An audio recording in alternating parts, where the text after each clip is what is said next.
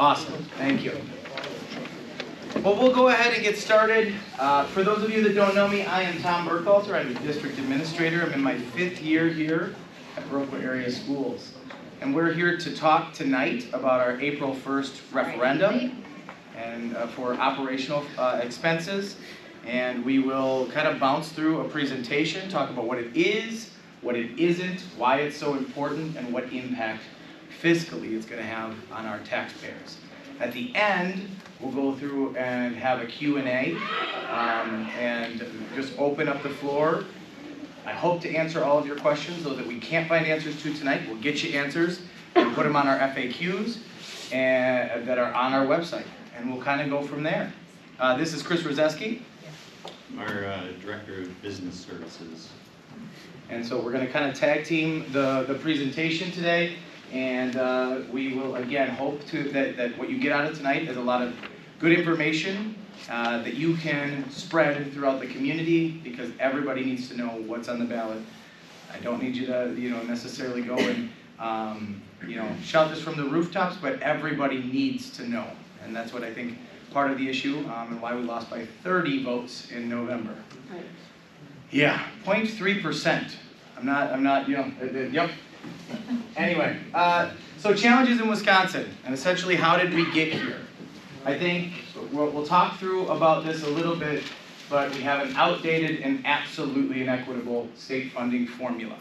It's broken. It's been broken for a long time. And so we also have had a lack of state aid, and then that, in conjunction with rising costs, leads most districts in the state of Wisconsin to go to operating referendum. And so how are our schools funded? It's a combination of state aid and local property taxes. Now, I grabbed a water bottle, and of course, I left mine at home today. So this is not the best water bottle, but essentially in 1992, under Governor Tommy Thompson, he instituted what's called a revenue limit. And what essentially he said was, in 1992, this is what it cost you to run schools. So this is what it's going to cost you in 1993 and 1994. And put essentially a cover on it, right? So this is the revenue limit. And so I said, your expenses cannot exceed this per student. This is your bottle. This is what you've got. And then it was, created a system of winners and losers in 1993, because they didn't tell schools in 1992 that they were going to take this snapshot. They just did it. And so if you were doing a building project or spending a lot of money in 1992, you were a high revenue district.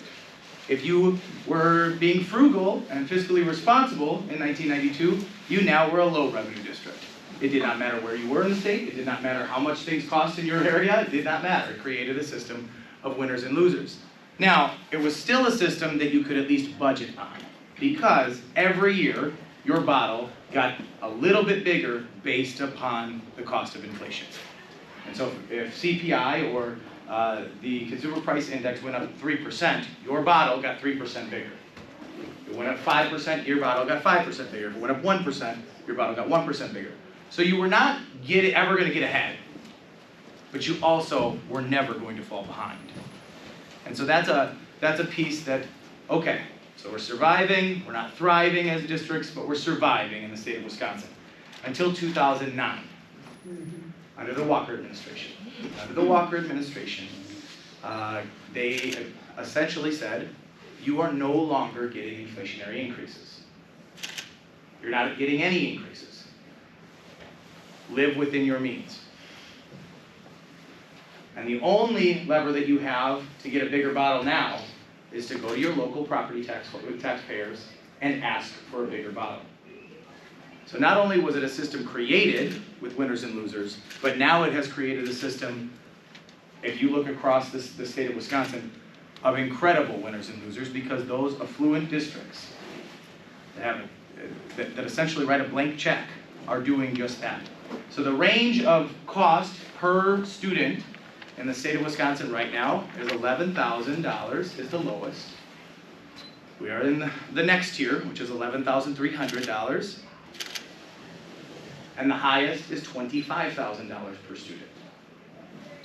That's for public schools, because when affluent areas go back to referendum and say, hey, we need more money because it's more expensive to live here, it's more, and especially those that are property rich, it's a piece where it's a lot easier to pass those operational referendums. And so again, completely unfair, completely unacceptable in my mind. When we talk about the referendums that some affluent areas pass, and I'm not going to throw districts necessarily under the bus, but we've got some suburbs of Madison, we've got some suburbs of La Crosse that have recently passed massive referendums that are over $3,500 per student per year. That is huge. That is absolutely creating a system and continuing to create a system that is unfair. The only way, again, we can go and get a bigger bottle to match and keep up with our inflationary costs is by asking our local taxpayers to give us a bigger bottle.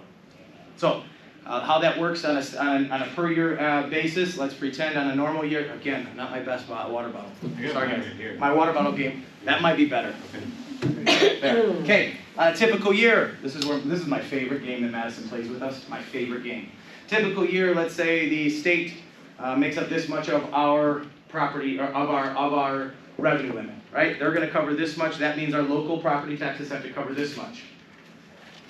My favorite game that they play is every administration has said this, we've made historic investments in education. We've done it. $600 million more into education, $700 million, I don't know, it's crazy. And what they did is they did invest more into education, but they didn't raise that revenue limit. They didn't give us a bigger bottle. What they said was, now the state's making up this much, and so your local property taxpayers have to make up less, which is great for our local property taxes, but it did not give us a single dollar more to spend. Creative. So again, and this has happened under Republican and Democratic governors, where they've stood in front of the people of Wisconsin bragging about how they've made historic investments in public education when we get $0 more to spend. They've raised the revenue limit twice since 2009, both arbitrarily and at random, and like just totally random amounts, never keeping up with inflation. So how do you do this? How do you budget? I don't understand how they expect us to go, hey, 5 years from now, if we're fiscally responsible, I should be able to sit here and tell you exactly where our budget should be. As long as our enrollment stays where we predict it to be, I should be able to tell you that, and I can't. And that is absolutely ridiculous in my mind. I'll tell you how I really feel later. So we are not alone. The most districts in history over the past year, you see this almost every night on the news, it seems like anyway, that another district is going to operational referendum, and 88% of the districts in the state have attempted. You can probably imagine those that don't need to necessarily, but 88% of the districts in the state of Wisconsin have at least tried. We have been in an operational referendum since 2004. And so we've renewed it multiple times. This is a renewal of that original 2004 referendum, and it gets a little bit bigger every time. And so we'll talk through that process. So what if inflation edition? So in 2009, Governor Walker says, no more inflationary increases. You don't get that. Okay, what if that didn't happen? Now, it's not saying we've got more to spend, because inflation is inflation. It gives us the same amount of buying power if we had those inflationary increases. What would it mean for us today? What would it mean? It would mean that we would have $3,300 per student more per year. We have roughly 1,000 students, a little over that. That equates to $3.3 million per year. Are you angry yet? Because I'm angry. I'm sorry. I'm very sick of having to come to my community. I'm very sick of having to come back to this, to ask this question when this is what we've been dealing with. Just to maintain the same level of funding from 2009, the same level of staffing, the same level of benefits, it's not even to get more. You're not getting ahead by getting inflationary increases. You're just being able to pay your bills. So since 2009, districts are not whining. because they're having to make tough decisions. They're calling for help because we're in a budget shortfall of $3.3 million in actual buying power since 2009. We're asking our community for $1.3 million. It's a lot of money.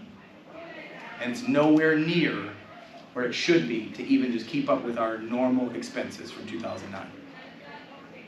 It's nowhere near that. So again, we're using the word renew because that's exactly what this is. It's a renewal of a 2004 original operational referendum. The current, so we renewed in 2004, we approved in 2004, renewed in 2010, 2015, 2020, and then the current operating referendum ends this year. Which means we have to pass a referendum in April or make really, really tough decisions. So again, we're coming back to our taxpayers and asking for $1.3 million. This is not $1.3 million in new money. We had a $550,000 operating referendum. Now we're asking for $1.3 million. So it is more, but it is not $1.3 million in new money. So, let me see here. Let's stay here for a second. I think the natural question is, what have you done to cut costs? What have you done to sacrifice? And I'm here to tell you, the last 2 years have not been fun. The last 2 years have not been fun. I've got staff members in this room all nodding their heads. So in 2020, we approved an operating referendum of $550,000 with some numbers and some holding places because the state told us they were going to backfill in different places. They were going to support us in different ways.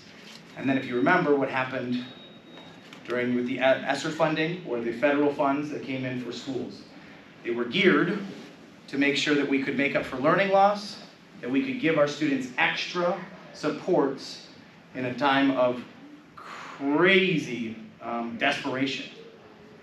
And instead, our state of Wisconsin said, nope, you're going to use those funds for your regular operating costs. You're not going to use these additional funds for the things that they should be for, which are providing additional services, providing additional people, providing all of these other supports that 48 other states got to use that funding for. Our state decided that that's what our increases were going to be. So here you go. You get $0 and use your ESSER funding. And we did. We had to. We didn't have another option. And so then what happened was those ESSER funds expired, coupled with no increase. And so over the last 2 years, we've had to make really, really tough decisions. So our insurance, I'm not proud of what I'm going to say. It's what we had to do. Our insurance for our staff, deductibles doubled and premiums doubled. That's not a fun or popular conversation. Don't know if you've ever been a part of that or on this side of that. It's not a very popular conversation. The second thing was we had major reductions. And so last year alone, we reduced 6 teachers. That does not mean that we fired 6 teachers, but through attrition, we did not fill 6 teaching positions. Kind of put that in perspective, we have about 95 teachers total on staff. When you look at those cuts, those are real. In the last 5 years, we're down 10 teachers. Now you would say, hey, you have declining enrollment. No, we don't. we don't have declining enrollment. We're up now. I'm not bragging about like, whoa, we're skyrocketing, up 4 students this year. But that's a heck of a lot better than what our birth rates say we should be. Heck of a lot better than the rest of the state, where 75% of districts are in declining enrollment. So again, if you're talking about reducing staff, and it makes sense for some districts to have to do that if they've declined so sharply or so, they've lost that many students that they have to reduce staff, that's one thing.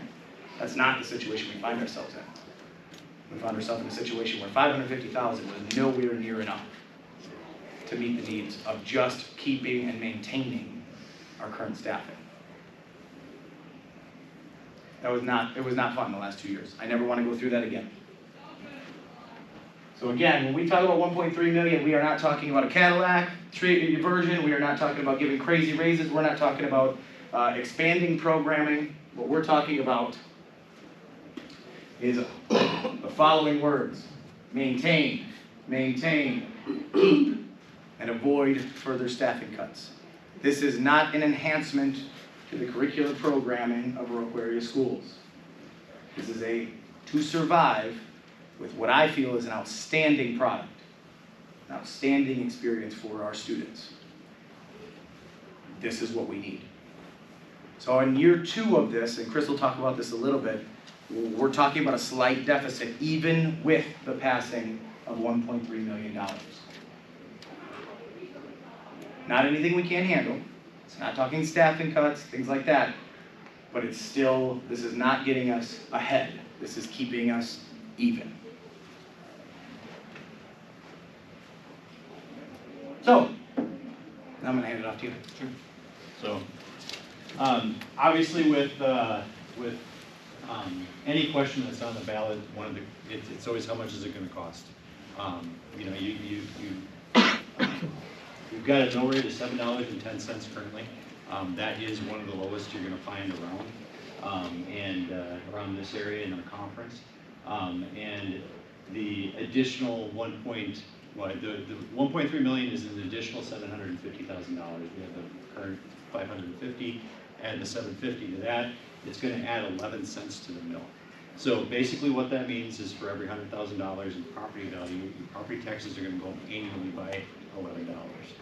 For a $250,000 home, which is somewhat typical in the city of Viroqua, you're talking about $28 a year.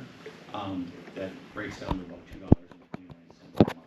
So, you know, we've seen a decline in our mill rate over the last handful of years. That's in large part due to increases in property values. That's something that you see all over the place,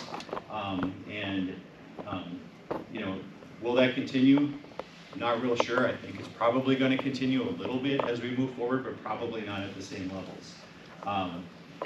That said, what that does is reduce the denominator in that equation, and that's going to shrink your mill rate just a little bit. So, you know, we're proud of what we can offer at that cost to our taxpayers. You know, it's a very high quality education. We have fantastic staff, fantastic students, and we offer a lot more than a lot of other schools around us are able to offer because of, and it's because of the support from the community, from our taxpayers. And you know, we don't feel like this is, like Tom said, this isn't a huge ask. You know, there's, you know, when you look at some neighboring districts and the dollar figures that they've been able to get approved. This sort of pales in comparison to that, you know, when you count for our size and our facilities and those types of things. So, you know, it's, you know, 721 in the mill is what we're predicting. Like Tom said, in the second year, this basically breaks us even next year, you know, for the first year. That's what that number does. In the second year, because there's always, you know, a little attrition in places and some numbers change. There is a deficit there, not something that we you know, want to see necessarily, but it's manageable, and we can make some adjustments in places that won't result in any huge cuts in any way, shape, or form. So that's that. Yeah. So one thing we do have to talk about is the impact of private vouchers in our district. We have to talk about this. I'm going to give a disclaimer, same disclaimer I gave to our staff, same disclaimer we've talked with everybody. I am not anti-private education, I'm not anti-private school. I've worked at private schools. I have no problem with the product that they're offering or how they offer it. How it is funded, and especially how it comes on your tax bill, is absolutely wrong, and it needs to be addressed. So that's what we want to talk about today. So how this works is a student goes to a private voucher school and gets essentially a voucher. And that essentially what happens is at the end of the year we get a bill that says we owe this much money to the state from our local property taxes. And then we get the opportunity to tax our local taxpayers that amount. So on your tax bill, it says Viroqua Area Schools on it, and that money is not coming to us. So what is that impact for us? It's $952,000 out of our local tax levy. We are top 5% in the state of Wisconsin. Excuse me, top 5 district, percentage-wise, of our total tax levy that are going to vouchers. So what does that mean? It means 1 out of every $7 on your bill that says Viroqua Area Schools is not coming to Viroqua Area Schools. It is, in fact, going to a private school. It is not solely a conversation of local private schools, and I think that that's really important that we talk about this. We do have one voucher school within the district, and they do receive vouchers. They do not receive all of our vouchers at all, nowhere close to that. So where is the money going? And so some of it does go to the Waldorf school in town.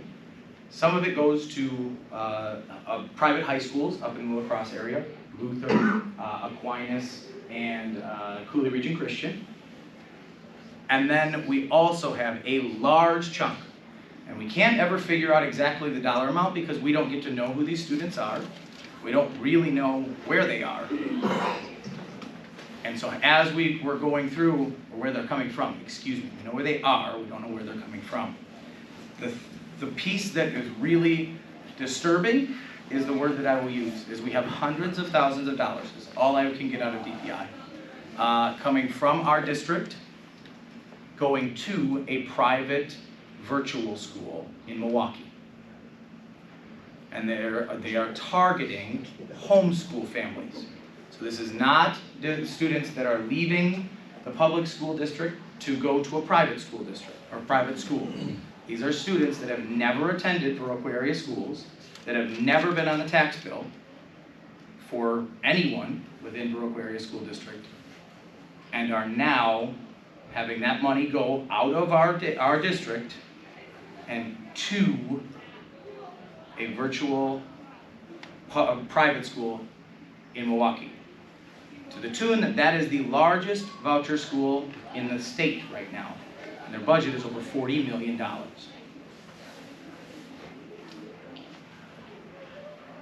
So let me make sure that we understand this. We have partners in the district within the Waldorf school that give us great benefit by being members of our community, by using our, by being part of this community. That money stays here. That's a different conversation than hundreds of thousands of dollars leaving our district to go to a virtual private school. And that is something that I can't unsee when I go to their website of this particular school that says, redirect your taxes to your child. The problem is it's not 13, or what is the high school voucher right now? About $12,500. Not many people are paying $12,500 in property taxes, especially to the local public school. So you're not redirecting just your taxes, you're redirecting everybody's taxes. And that $12,500 for a high school student is actually more than what we get. Yes. For each kid.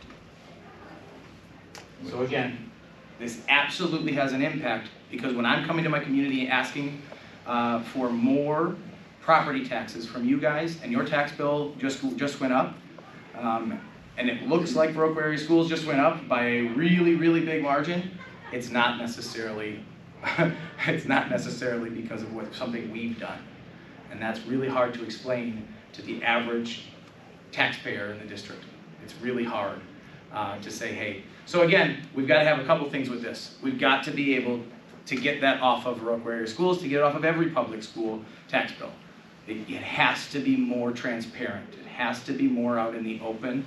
And it absolutely cannot look like we are taking more of your money. It cannot look like this. So we are big advocates in the state for a lot of things, fair public funding formulas, and making sure that this is a more transparent process. Because right now, again, I am not anti-private school, I'm anti how this is funded right now. And I really do not like the misdirection and direct omission of some things to make it look like we are costing you more. That's really inappropriate in my mind. So, you can see there's a bunch of numbers up here, so obviously that's something that I like to look at and like to be. You like numbers, Chris? Yeah, it's shocking. That's weird. So we talk about comparisons between districts with mill rates, and that has to do with taxes and what people pay in different places. This breaks it down a little bit different. So we're looking at the revenue limit per pupil. So this is basically how much money each of these districts gets per student every year. You see a few different columns there, total revenue limit, then removing the voucher piece of it, so that's more of that's the dollars that the school's gonna get to spend, and then just a little comparison, the percent change as well. So this thing is sorted by the without vouchers number, just because I feel like that's the fair way of looking at this, because we're comparing how much each district has to spend per kid. So you can see where we land here. One thing to remember with this doesn't have anything to do with like, how you spend your money, what your expenses are, any of those kind of things. This is just how much we get. This is all based off of the revenue limit, past referendum or current referendum, operational referendums that are on people's books. So you can see we're close to the bottom. We're obviously below the state average. We've got districts, Westby is always the Viroqua Westby comparison. They've got over $2,000 more per kid that they get to spend, and there's reasons that go into that, and some of that goes all the way back to not necessarily in this situation, but all the way back to when those revenue limits were set. Through on the bottom there, just taking numbers from 24-25 and adding in the new $750,000 referendum dollars. You can see right there, that moves us up one spot. And we're still below the state average there as well. So, just for comparison purposes, it's another thing to kind of look at and give you a little bit of an idea of where we're at. I do think it is, again, another good judge of everything that we can do with a lot less than everybody else. Yeah, I think, again, I know I'm biased, I know that, but I think Viroqua is getting a heck of a product for what we're getting for a budget. I do, when you compare it this way, because this is the real way. This is exactly what we get and what we can spend, and that's a really telling part of the conversation. It also changes our mill rate. So our real mill rate is $6.10 when we take that dollar out, which would be the lowest that it's been in as far back as we can go, 25 years. You go into a secured entrance, you go down to a little window, you sign your name in and who you're there to visit, you walk over to a door, and then a lady behind the counter buzzes you in so that you can enter the door. And I'm going to say, I think what we have within these buildings is a lot more valuable than Blair's frames. I know they have the people too. I know I'm being a little dramatic, okay? I know that. But it was a moment where it was like, this can't wait. This has to happen now. The second part of that was ADA compliance in this building. I don't know if you know this, but Viroqua is known for its hills. And apparently, when they built this building and put the 3 additional additions on, they decided that we don't want to really cut into hills, so what we're going to do is we're going to build around them. And so this building is on 4 different floors, 4 different levels. And it's not like this is an upstairs and a downstairs, it's on 4 different levels. And it's all very different.